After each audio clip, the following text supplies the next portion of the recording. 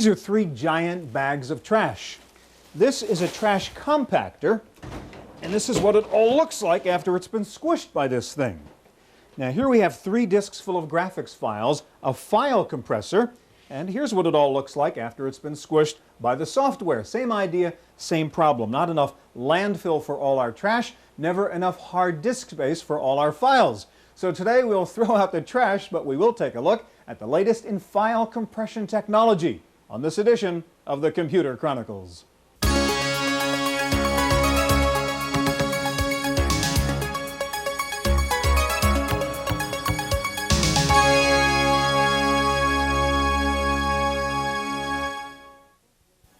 Computer Chronicles is made possible in part by the Software Publishers Association, which reminds you it's a federal offense to copy software, and by PC Connection and Mac Connection, and by Byte Magazine, and BIX, the Byte Information Exchange.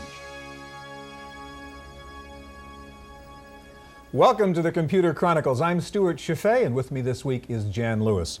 Jan, on our computer here, we have a file up here you can see called Demo Doc, and it right now takes up about 60K of space. I also have on here a file compression program called LHA. It's a public domain program. You can get it on bulletin boards, and we're in the process of compressing that 60K file right now. And it's almost done. It's going to report out to us how much we've been able to compress that file, and it's done. It's gotten down to 28% of its original size. There's the compressed version of the file. It takes up 17K now. All right, we know there's no free lunch, there's no perpetual motion machine, but where did the 40K go? How do we do this? Well, the general way that these algorithms work is they look for repetitive patterns of bits, and they abbreviate them or compress them.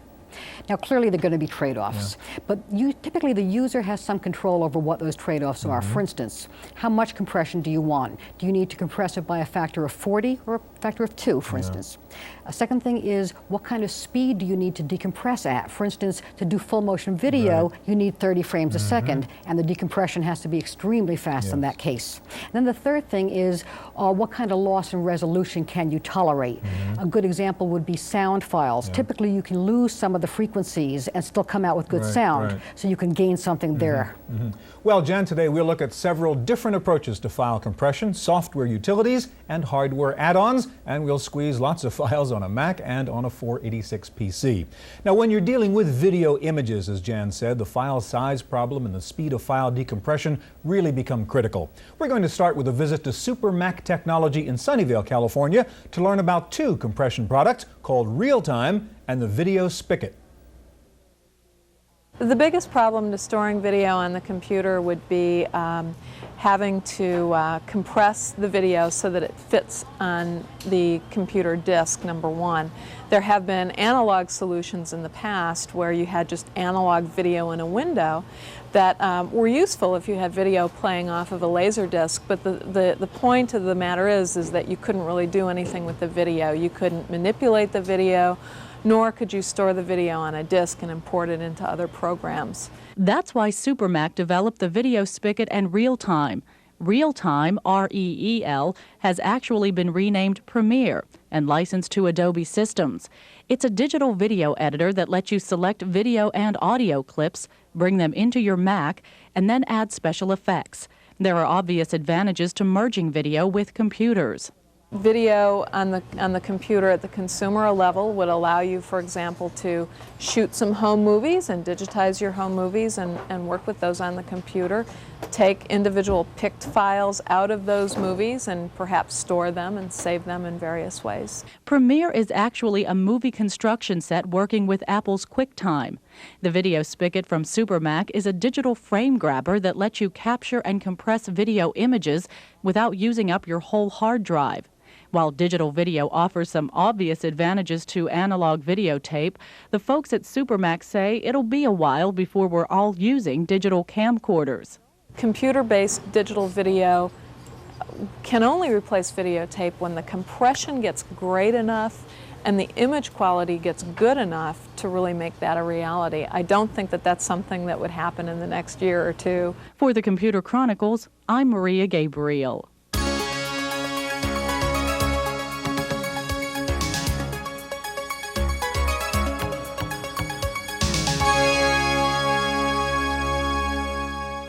We're going to take a look now at two different approaches to file compression on your PC. Here to show us the software solution called PKZIP is Mr. PK, Phil Katz, president of PKWare. Also with us to show us a hardware solution is Gary Clow of Stack Electronics. Jan?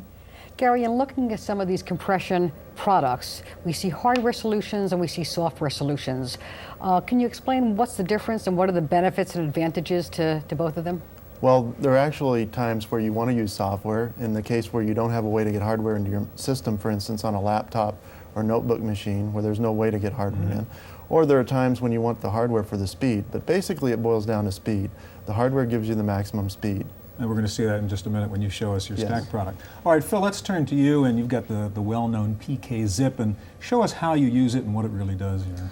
PKZIP is a general-purpose archiving utility. It's used on many online systems, such as CompuServe. It's also used for distribution of many commercial software programs. Here on the screen, I have several different types of files. I have a Windows bitmap file, I have a database file, and a simple text file. What I'm going to do now is bring up this window and run PKZIP to compress those files, which I just have shown. And PKZIP will show the percentage of the files compressed and then the total amount of savings when it's done. And what do we have then? And this is a compressed archive, a zip file created by PKZIP. The bitmap file we just compressed, for example, used to be 150K and is now compressed to 18K, 89% savings. Overall, the zip file contains many different types of files: executable files, database files, a graphic file, and what used to take a little over a megabyte of space is now compressed to about 1.2 megabytes, or 1/10 the original size. Well, actually 11 megabytes to 1.2, huh? That's correct. Yeah, okay. We also have a utility called PKSFX, which allows someone to take a compressed zip file and turn it into a standard executable file. That way, compressed information can be transferred to somebody who doesn't necessarily have the PKWare utilities, but wishes to save disk space or transfer time. And this is a standard MS-DOS executable which I'm running now, which is actually extracting compressed data from within itself. Okay, what else can we do with this?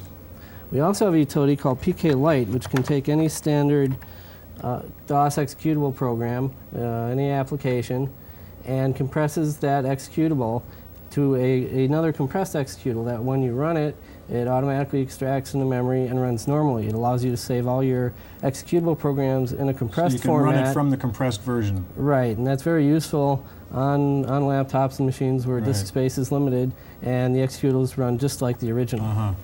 And what else does it do? A couple more tricks, I think. Well, we have several data compression related products. One of our newer products is a data compression library, which allows any application programmer to integrate our compression technology into their application program. We also have menu-driven versions of our software and other compression-related utilities. All right, terrific. Phil, if I can ask you to dump out of Windows here so we can turn to Gary now and take a look. Now, you really are using hardware and software in what you do with your Stack product, don't you? That's right. We have one version that's software only for laptops and notebooks, and then we have a range of products which have the coprocessor board with our data compression integrated circuit on it. It's actually a data compression coprocessor chip that we've designed ourselves, and we have one for 8-bit systems and XT bus, AT bus systems, and microchannel systems. All right, I think we're back to the old C prompt here, and if you can get Stacker up and show us what it does. Great. What I'm going to do is get into our command assistant. This comes with Stack and it enables you to get access to all the Stack utility commands that come along. What we're going to do is do an installation here. Now, people buy our product because they really want to install another hard disk on their system. They really don't have to know about compression or understand data compression. They really just want to add capacity to their system. So I've chosen the option here to install Stacker on an empty Stacker drive, or build an empty Stacker drive. Now, if you already have data on your hard disk, you can choose the other option. It will go out there and actually take the data you have existing, move it over to the Stacker drive, and incrementally build the stacker drive, taking up the old space as the files are deleted. So you don't have to have an empty drive to perform this? You don't have okay. to. In this case, we've got a 600 megabyte drive with 256 megabytes free. Yeah. I'm just going to do what a typical user might do. Take a 20 megabyte segment of a drive. So pretend we had a 20 megabyte drive. That's right. And we're going to turn it into a 40. drive, basically. okay. So I'm going to show everyone how quickly and easily you can install a 40 megabyte drive on your system. I just hit the create install. Now what you see coming up here is the Norton Speed Disk. Yeah. This comes along bundled with our product, and it goes out and optimizes your existing disk to make sure that when the stacker drive is created, it's all in a contiguous area on the disk. Right. So you get the maximum performance And that it's way. cleaned up the existing drive with the 20 meg. We've done that now, and that actually created, or actually cleaned up all of the 600 meg drive. Okay, now you have to actually reboot the system, and it does this automatically for you. And the reason is we operate as a device driver. We're a DOS device driver, and what that means is that the compression happens automatically and transparently. It gives you a new drive to use, just as you would a DOS drive. So there are no commands to run to compress files or decompress files. All files are kept compressed on the drive, and the effect, of course, is double the capacity on your disk. Okay, we hear it rebooting now, and let's see what's happened here. Basically, then you'll be issuing commands that are DOS commands fundamentally, and it will transparently be doing the compression. That's exactly right. And you've just seen how hard it is to install a 40 megabyte drive on your well, system. go ahead, let's prove it. So now we've got a D drive, and that's our new drive. I'm going to show you the DOS check disk. You can see it says right there, 40 megabyte drive. I'm going to copy a bunch of files from the C drive and the stack directory over to this D drive. Now, you may not realize what's happening, but you see those file names clicking across there. That was a megabyte of files, actually. And each time it was writing one of those files, It was doing all the compression right there. It was compressing the entire file. So you can see how fast it is. That was a megabyte of files there. Now, what we have, I've shown you a DOS dir. If you just put an S in front of it and do dir, you see on the rightmost column there that that's the compression ratio for each file. At the bottom of the screen, you'll see the actual compression ratio for the entire directory. Now people say this must be too good to be true. I don't see any difference here. I just have more capacity. Let me show you exactly how this works, and the fact that this is exactly like a DOS disk. I'm going to go in and edit one of these files. I have a letter.txt down at the bottom, and there's a little program called sedit that comes with Stacker. I'm going to call it up. Now, I'd like you to measure how long it takes to read this file, because it's in compressed form, and we're actually going to decompress it. So I'm going to load the program and decompress this file. So when you see it thrown up on the screen, the entire file's been decompressed. Ready? Ready? Start. Okay, stop your watch. That's how fast it is. Okay, just to prove that we've actually done something here, I'm going to show you how fast it actually compresses data, because we're going to modify it. I'm going to go in here, and I'm going to change this to the Stacker 2.0. All right, now I'm going to save this file, and when it does, it'll have to recompress the entire file. There it goes, and it's back to the DOS prompt. Gary, you used sedit, which is your program. If you had used an independent application, let's say WordPerfect on that file, and WordPerfect had also been compressed, would that have also done it? Would it be fast? Sometimes they actually load faster, in fact, so because it's taking less revolutions of the disk. It takes half the space on the disk, and given that you're doing it in real time, there's no added latency, especially on read operations. Now let's see if you really did save that new file. Okay, now somewhere in here I've got the Stacker down at the bottom. It is a different file. So I'm going to actually go in there and delete that. Put it back where it was. I'm actually rewriting it again. So if I run the directory, you see the file there. Now I'm going to show you how compatible we are with DOS. Let me actually erase that same file. Okay, I'm going to run sdir again. You see it's not there. Now I'm going to call up Norton unerase. Sure enough, it found it. So I'm going to cursor over here, say unerase it. It needs the first letter. I supply it as it's recovered. We'll get out, and I'll do an sdir again. There it is. Just so you know, there's no mirrors. There it is. Gary, Phil, thank you very much. Both very impressive. Well, the trouble with wonderful, colorful graphic images is they take up a lot of disk space and a lot of access time. At the Seabold Desktop Publishing Conference held recently in San Jose, we took a look at several new compression products designed especially for graphics files. Computer users want file compression utilities so they can save storage space and transfer time. Here at the Seabold Conference, the 25,000 attendees saw a wide range of products that do just that. Transfer time is the problem when you need to transmit an image across a network or across the world. Storm Technology was showing off one solution to that problem. newspapers work with deadlines. They want to get their information there as quickly as possible. So when Gorbachev, the coup was in Moscow, there were people ready there to have the pictures, compress them, send them over, so that we have this information as soon as possible available for us in the next edition of the newspaper. But for many computer applications, quality is just as important as time. At the Handmade Software booth, they were saying you can get both.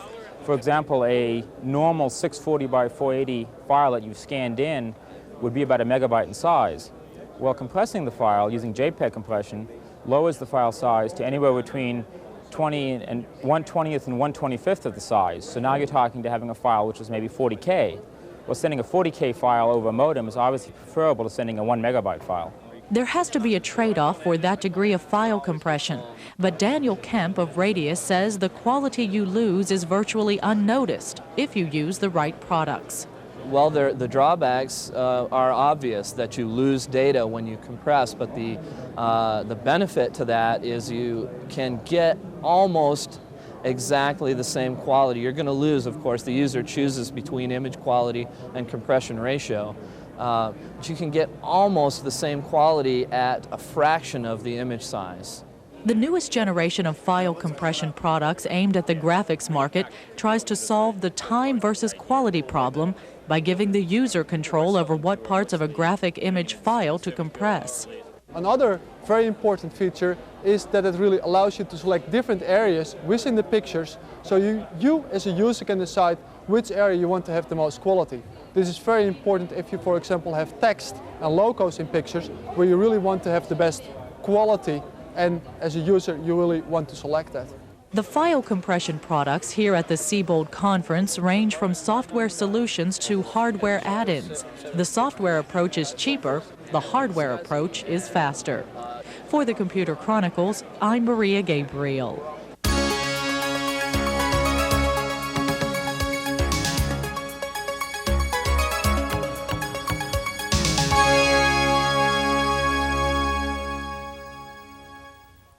For Macintosh users, there are several good file compression products, and here to show us StuffIt Deluxe is David Shargill of Aladdin Systems, and also with us, Marshall Goldberg of Sigma Designs, who will demonstrate Double Up. Jan? Marshall, earlier we saw some PC compression products. Now we're going to be seeing Mac ones. Now, is there something about the Macintosh or NuBus that makes it harder, easier, different, or are there things that you have to take into account when you implement a product?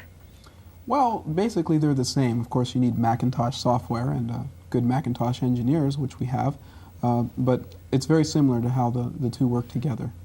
In the NuBus? Mm-hmm, in NuBus or in a different Macintosh PDS. All right, let's turn to StuffIt Deluxe then, David, and a lot of us are familiar with StuffIt from early shareware days. Show us the new product and what it can do.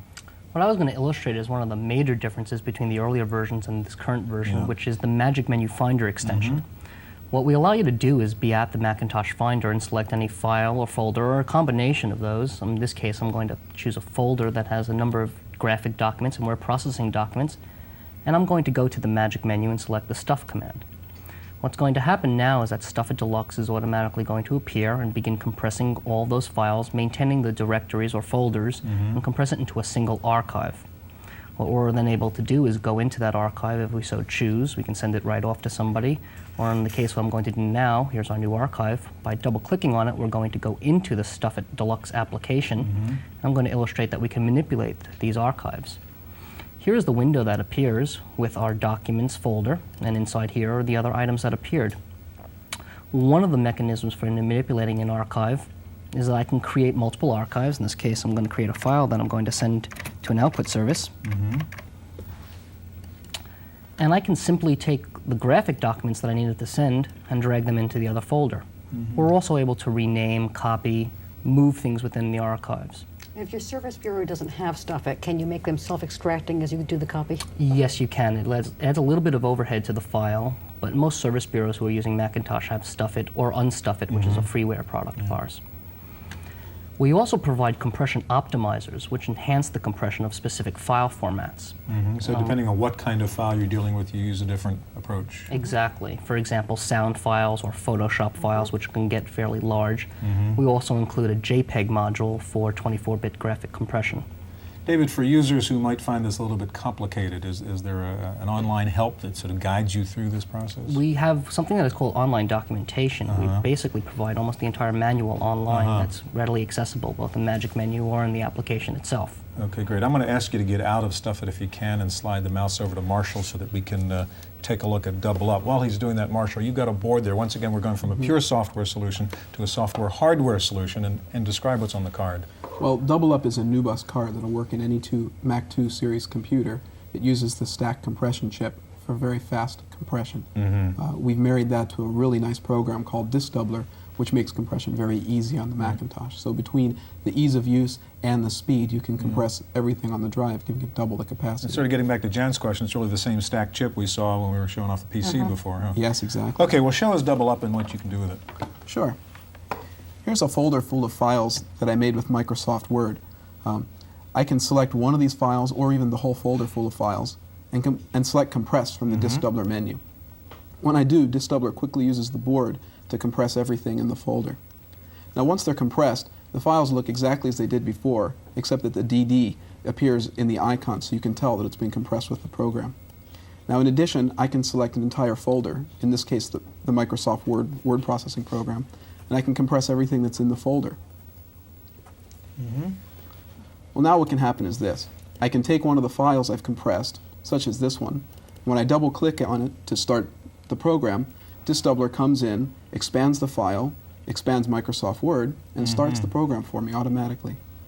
It does it so easily and so fast that I can compress everything, letting me get more capacity. Now if I select Open from the File menu, which is a standard way that Mac users open up files, all the compressed files appear like normal. So I can pick any one of these, for instance this large file, and it automatically expands and opens up for me. So once again, from the user's point of view, it can be totally transparent. Yes, very much so. Now when I quit the program again, everything will automatically recompress. Okay, what else? Well, in addition to being very simple to use, there's one small settings box. And I can open it through the DD menu and select Settings. This can let me use a software method, which is built into Disk Doubler, or the method smallest, which tries all three methods to give me the absolutely smallest result, which is usually the board. In addition, I can select the file verification feature, which reads back everything that was sent to the disk to be absolutely sure that every byte of data is safe. We recommend this for SideQuest drives, for instance. And as a companion product, we include Disk Checker, which is a program that you can run to test your hard disk drives to be sure that they're operating correctly. David, now Marshall was just talking about 3 different approaches in his program. You had Optimizer, where you were talking about different approaches. Jan, at the very beginning of the program, explained the fundamental principle of the algorithm that does compress files. Why do we need 3 or 7 different ways of doing this? Usually there's a direct trade-off in the amount of speed versus compression. And there's a number of different algorithms that are available that offer those types of compromises. Usually when you're doing telecommunications, you want to have the most compact files. While if you're doing something like saving disk space, the speed is very important. All right, now Marshall, speaking of the trade-offs, it seems to be all good news we've heard. I mean, you just magically turn 20 meg drives into 40 meg drives, do all this. I mean, there's got to be some downside, some risk, some negative to this, isn't there? Oh, no, not at all. In fact, the most important thing to developing the product is to make sure that it's reliable and safe. The algorithm we use, Lempel-Ziv, has been around since the early 70s, the same ones you've seen on the PC products, and we rigorously test the product. We use tests like checksum and temporary files, so that even if the power is disrupted to the computer while it's compressing or expanding, the files are completely safe, in addition to the Disk Checker program, which we include for safety and verification of media. Okay, gentlemen, thank you very much. Both very impressive. That is our look at file compression. Stay tuned now for this week's computer news on Random Access.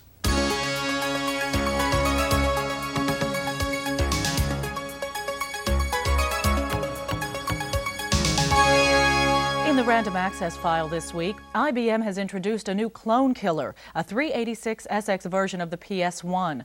The new system comes with a 16 MHz 386 processor, VGA color monitor, 40 megabyte hard drive, 2 megabytes of RAM, internal 2400 baud modem, Microsoft Works, and a Prodigy subscription. Retail price is $1,699. IBM is also going after the laptop competition. Big Blue has slashed the price of its PS2 model Travle L40 laptop by about 25%. The price is now $3,995, down from $5,245. IBM is also cutting prices on laptop accessories and memory upgrades. The strange bedfellows IBM and Apple returned from the altar last week with details of their new romance. The two companies announced 5 major areas in which they will jointly develop new technology. Leading the list is multimedia computers, object-oriented software, new network utilities to make it easier to link Macs and IBM compatibles, and a new operating platform that will work across both systems using RISC hardware. In a big boost for Motorola, Apple and IBM said they would jointly develop a new microprocessor based on the Motorola Power PC chip, a single-chip RISC CPU. Apple and IBM said they plan to use the chip in their future personal computers and workstations. With fall Comdex just around the corner, there are lots of new products being announced. Compaq heads the list with a new color laptop called the 486C. In addition to a 486 processor and 256 color capability, the new Compaq comes with a 120 megabyte hard drive and a standard 4 megs of RAM. The Compaq 486C portable runs on AC only. The company says the computer is aimed at the technical market. List price is just under $10,000. Slate Systems has taken the next step toward the electronic book by introducing PenBook, a new electronic publishing system designed for pen-based computers. The system will run on an IBM or a Macintosh and includes the Pen Author and Pen Reader utilities, which can convert any PostScript file to be readable on a pen-based computer screen. Slate says it will be as easy to read a PenBook document on Slate screen as it is to read it on paper in a book. Well, Grid Systems has just announced the first internal 9600 baud modem for laptop computers. The new Grid modem is both a data and fax modem. It will also work in the new Grid Pen computer. Price is about $1,000. It's due to ship shortly after Comdex. Taking a look at this week's top 10 software titles for the Mac, Mac Connection reports that Norton Utilities for the Mac is in the #1 position, with Quicken 3.0 for the Mac in second. Third is After Dark and More After Dark Bundle, followed by Microsoft Flight Simulator and After Dark 2.0U. Rounding out the top 10 Mac titles are Sam, KidPix, Disk Doubler, More After Dark, and Init Picker from Microseeds. Finally, with Ashton Tate about to be taken over by Borland, the dreaded pink slips made the rounds last week. Ashton Tate announced layoffs of about 8% of the staff, about 100 employees. All the layoffs were at Ashton Tate's headquarters in Torrance, California.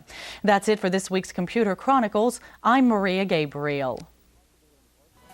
Computer Chronicles is made possible in part by the Software Publishers Association, which reminds you it's a federal offense to copy software, and by PC Connection and Mac Connection, and by Byte Magazine, and Bix, the Byte Information Exchange. The Computer Chronicles provides a free kit to help you review the contents of your company's hard disks and ensure the ethical use of software. For a free self-audit program, write to the Computer Chronicles, Box 2954, Harrisburg, Pennsylvania 17105.